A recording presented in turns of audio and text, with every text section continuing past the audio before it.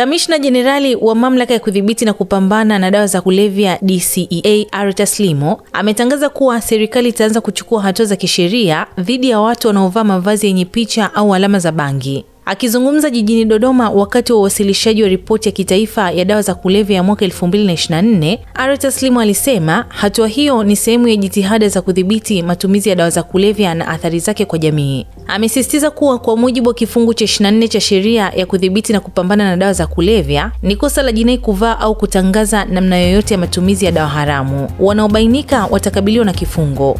Vazi linaweza kuwa chombo cha ushawishi mkubwa kwa jamii, hivyo tunahitaji kushirikiana kupambana na matumizi ya bangi na dawa nyingine haramu, alisema Limo.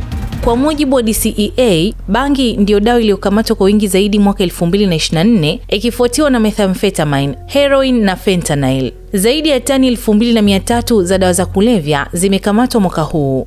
Mbali na t-shirt, bidhaa nyingine zenye nembo za bangi zinazotumiwa ni pamoja na vesti, bangili, mikufu, bandana, vitambaa vya jasho, soksi, Dalek na Durak. Mimi ni Bahati Limo na hii ni Simulizi na Sauti.